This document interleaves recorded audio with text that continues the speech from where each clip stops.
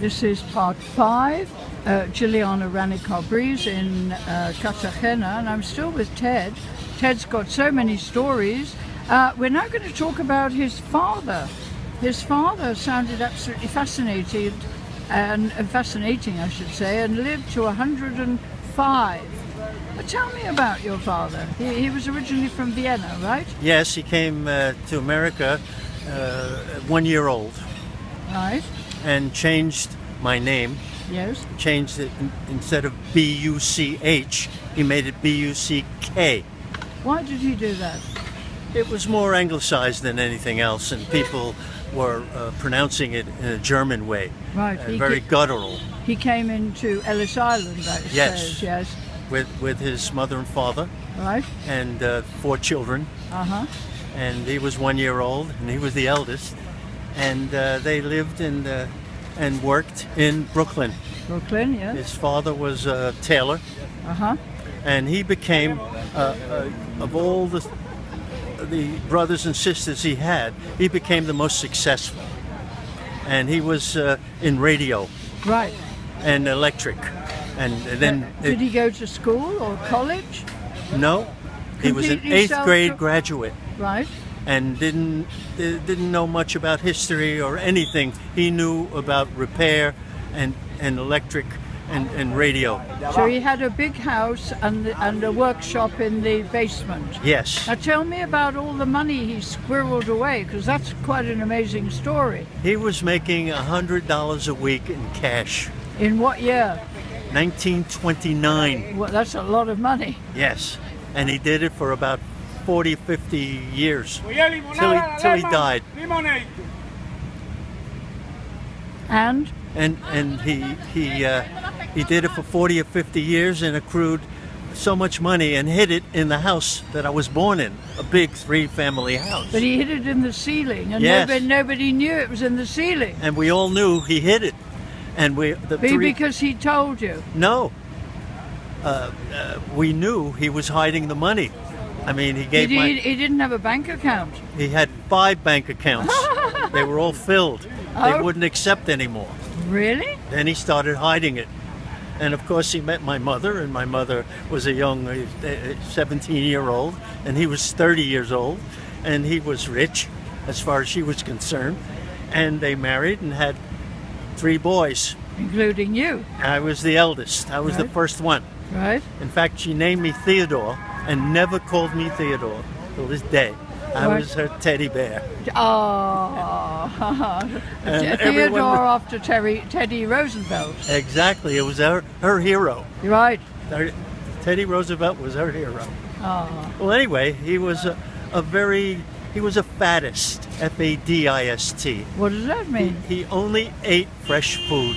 Right. And exercised and swam every day.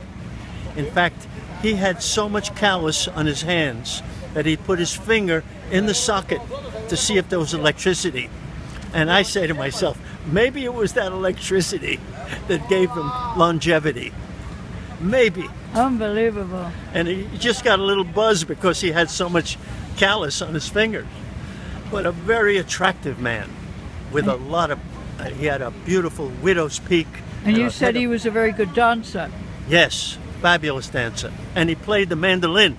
Oh. And he won a contest playing it behind his back. Wow. Imagine.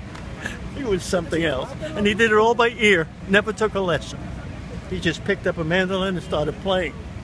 He's a fabulous guy.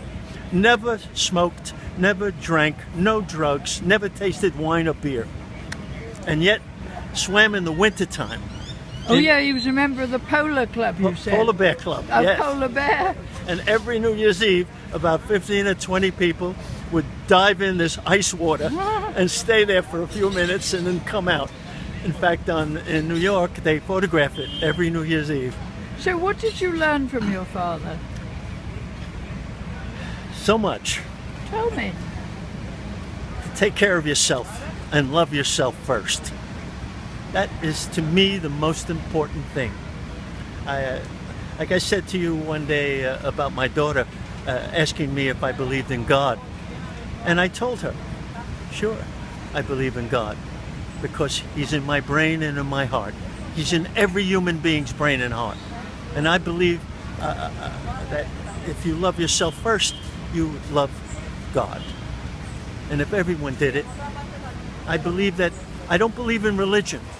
Religion is a control mechanism.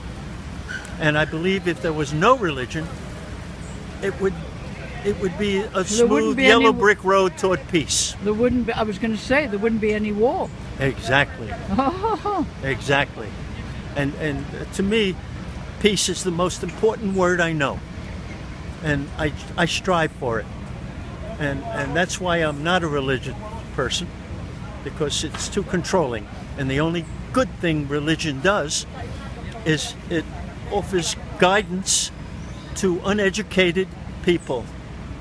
And the good thing that came out of religion, I believe, was music. Oh, yes. Great music. Gospel singing. Gospel, Bach, classical Bach. Oh, yes, of course. Handel, yes. Oh, that they play heavy music in a lot of churches. That's true. Absolutely. I never thought of that. And music is another part of my life. Yes. But we'll do that another time. But I take after my father. And at 105, I asked him, Dad, how long do you give yourself? And he came back with a great answer. Yes? He says, he threw it right back at me and said, how long do you give yourself? So I said, well, the genes you gave me 85. that I got from you and mother and mom, I said, I'm shooting for 125. I said, you know what the odds of living to 115 are? 2 billion to 1 that a person lives that long. Well, when you're 100 in England, you get a telegram from the Queen. I think the government... Does the American government send something from the president? Nothing. Why not? But I believe that the government should pay anyone, give them incentive, pay them $10,000 if they reach 100 years old. Why not? And take it out of multi-billionaires' salary and tax. Well, I think you should campaign for that. I look forward to hearing about it. Yes. Okay. And keep in touch. I will. Thank you, Ted. Thank you.